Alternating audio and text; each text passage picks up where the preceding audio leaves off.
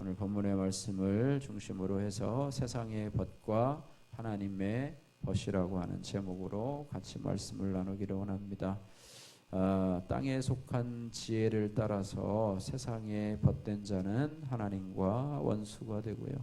하늘의 지혜를 따라서 하나님 앞에 순종하고 그분을 가까이하며 손을 깨끗이 하는 사람은 시험에서 이기고 하나님께 친밀한 자가 된다고 말씀하고 있습니다. 먼저 1절에서 3절 말씀 보면 너희 중에 싸움이 어디서부터 나고 다툼이 어디서부터 나느냐 이렇게 질문을 하면서 그것은 우리 가운데 정욕으로부터 나는 것이다 이렇게 말하는데 그 정욕으로부터 나오는 이러한 다툼과 싸움에 대해서 2절과 욕심을 내어도 너희는 그것을 얻지 못할 것이고 살인하며 시기하여도 능히 취하지 못할 것이다. 그러면서 너희는 세상의 지혜로 싸우며 다투며 분쟁하는 것을 보게 될 것이다. 그러면서 너희가 얻지 못하면 구하지 아니하기 때문이요 구하여도 받지 못하면 정욕으로 쓰려고 잘못 구하기 때문이라 이렇게 말하고 있습니다.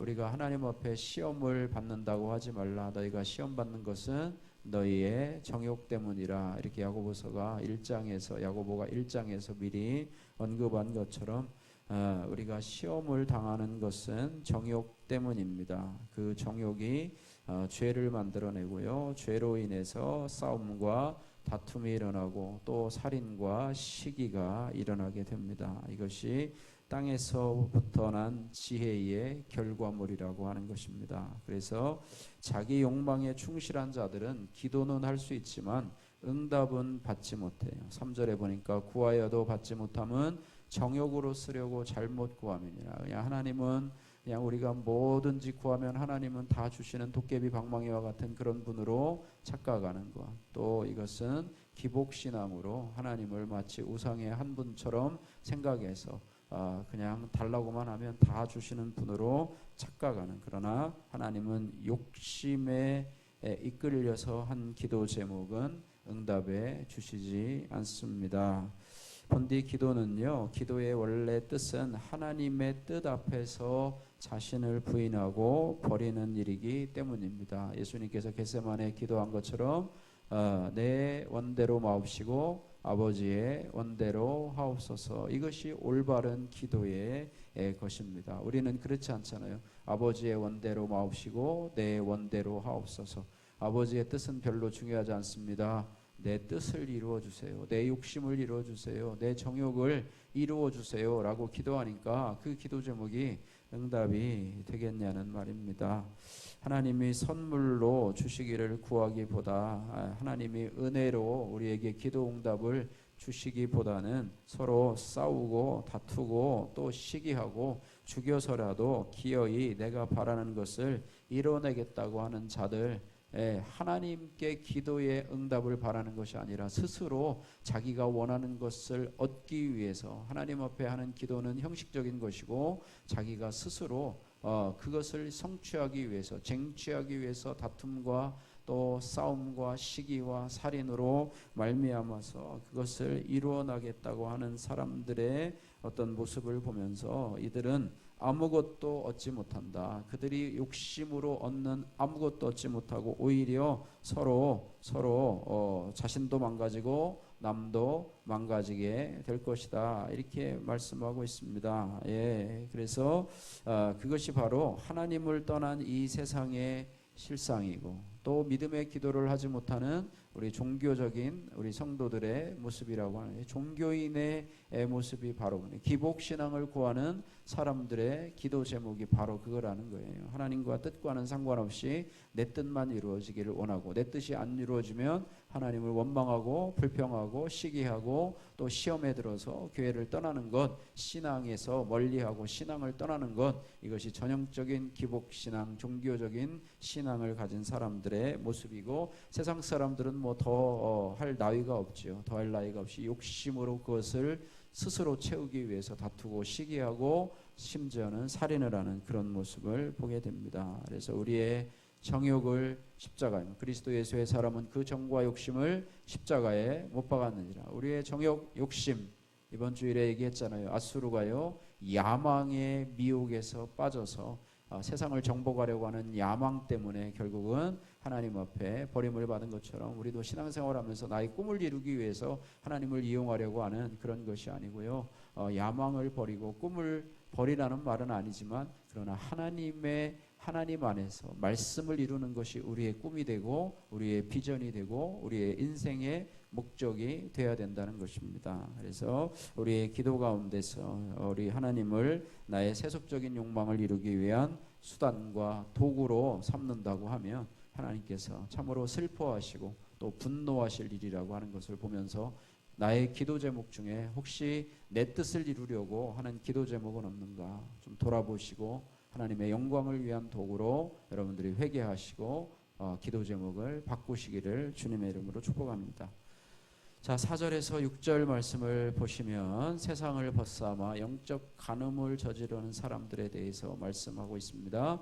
그러면서 그 사람들을 간음한 여인으로 표시하면서 세상과 벗된 것이 하나님과 원수된 것을 설명하고 있으면서, 누구든지 세상과 벗이 되고자 하는 자는 스스로 하나님과 원수가 되느니라, 이렇게 말하고 있어요. 요한일서에 보면 너희가 이 세상이나 이 세상에 있는 것들을 사랑하지 말라. 이 세상에 있는 모든 것들이 육신의 정욕과 안목의 정욕과 이생의 자랑이니 이것은 하나님과는 상관없는 것이요 또 하나님과 하나님에게 사랑을 받지 못하느니라, 이렇게 말씀하고 있습니다. 그래서 하나님께서는 우리를 시기하기까지 사랑하시는데 우리가 세상을 사랑하면 간음한 여인과 같다, 그렇게 말씀을 하면서 하나님께서는 하나님의 속마음을 말씀하시는데요. 하나님이 교만한 자들은 물리치시고 겸손한 자에게 은혜를 주신다 말씀하고 있습니다. 그래서 세상을 벗삼아서 영적 간음을 저지른 사람은 스스로 하나님과 원수되기로 작정한 자들입니다.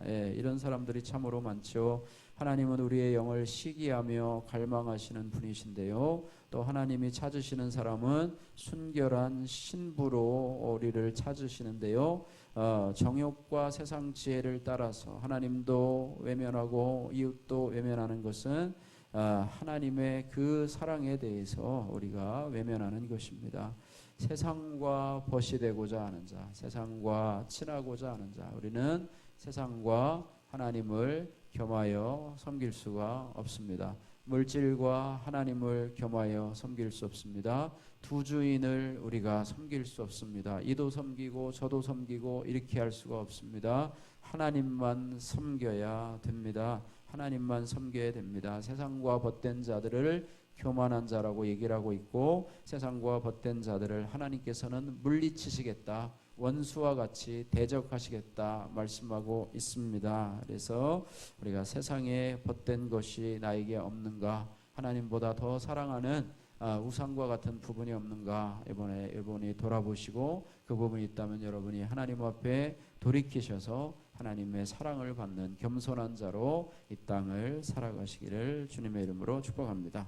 자, 7절에서 10절 말씀에 보시면 그런즉 너희는 하나님께 복종할지어다. 그러니까 하나님을 향해서 우리가 어떻게 해야 되느냐, 하나님께 복종하라. 다시 말하면 하나님의 말씀에 순복하라. 하나님의 말씀 앞에서 우리가 주를 경외함으로 하나님의 말씀을 묵상하면서 살아가라, 이렇게 말씀하면서 또 한 가지는 뭐냐면 세상을 사랑하도록 만드는 마귀를 대적하라. 그리하면 너희를 피하리라. 마귀를 따라가지 말고 마귀를 대적하라. 주 예수 그리스도의 이름으로 명하노니 사단아 물러가라 라고 하면서 내 안에 세상을 사랑하고자 하는 그런 마음들을 유혹하는 마귀를 대적하라, 이렇게 말해요. 마귀는 늘 우리가 하나님을 가까이 하는 것을 싫어합니다. 믿음에서 떨어지기를 원하고 세상에 가까이에서 정욕으로 살아가기를 원하는 것이 바로 사단 마귀의 모습입니다. 그래서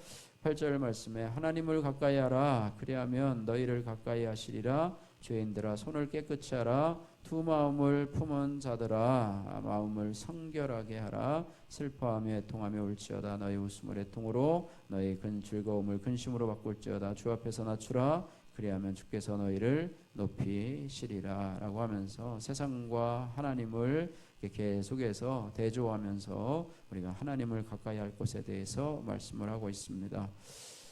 이 하나님을 향한 태도와 세상, 즉 세상의 주관자인 이 마귀를 향한 태도를 번갈아 가면서 권면하고 있는데요. 이것은 마치 동전의 양면과 같아서 하나님께 순복하는 것은 마귀를 대적하는 것과 같고, 하나님을 가까이 하는 것은 죄를 멀리하고 마귀를 피하는 것과 같고, 또 하나님을 가까이 하는 것은 우리의 마음을 성결하게 하고 손을 깨끗하게 하는 것과 같습니다. 그래서 우리는 하나님께 가까이 해야 되고 마귀를 멀리 해야 돼요. 그렇게 할 때, 하나님을 가까이 할 때 마귀도 우리를 피하고 하나님은 우리에게 더욱 가까이 와주실 것이다, 이렇게 말하고 있습니다. 우리 안에, 우리의 삶에 죄가 가득하고 시험이 가득한 현실을 우리가 애통해하면서 말씀 앞에서, 여러분이 말씀을 묵상하면서 애통해하면서 근심하면서 자신을 낮출 때 하나님은 우리를 높이게 될 것입니다. 우리 온 성도들이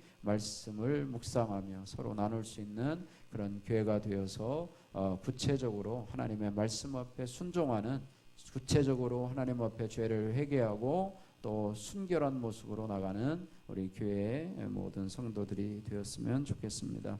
자, 11절 12절 말씀에 형제를 비방하지 말라 말하고 있습니다. 11절에 보니까 형제들아 서로 비방하지 말라. 형제를 비방하는 자나 형제를 판단하는 자는 곧 율법을 비방하고 율법을 판단하는 것이라.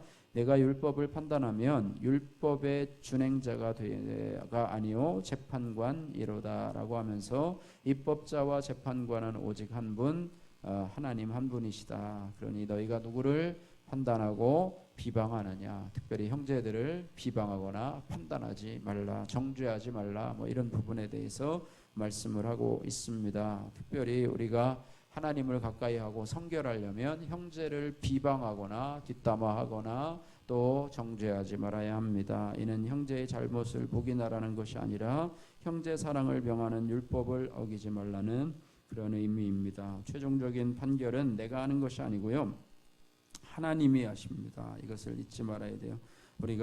나도 하나님의 은혜를 입었듯이 나도 우리 지체를 가난한 마음으로 대한다고 한다면, 긍휼의 마음으로 또 채울의 마음으로 그를 대한다고 한다면, 형제 자매의 연약함은 우리의 비방이 아니라 사랑의 기도로 이어지게 될 것입니다. 우리의 연약함 또 하나님께서 정죄한다면 우리는 아마 존재하지 않았을 거예요. 하나님 우리를 용납해 주시고 기다려 주시고 긍휼히 계신 것 같이 우리도 형제의 잘못에 대해서 비방이 아닌 기도의 대상으로 그를 품고 주님 앞에 나와야 될 줄로 믿습니다. 내가 정죄하고 있는 형제는 누구입니까?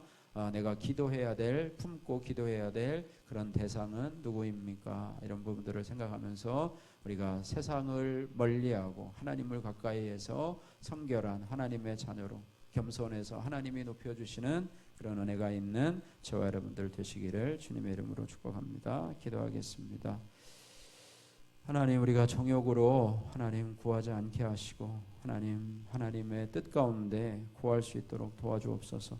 세상을 사랑하지 않게 하시고 마귀를 대적하며 하나님을 가까이하며 순결한 모습으로 하나님 살아가기를 소원합니다. 특별히 아버지와 형제를 비방하거나 판단하지 말게 하시고 하나님 그를 위해서 아버지 품고 기도할 수 있는 아버지 저희들이 될 수 있도록 역사하여 주옵소서. 감사드리며 예수님 거룩하신 이름으로 기도하옵나이다. 아멘.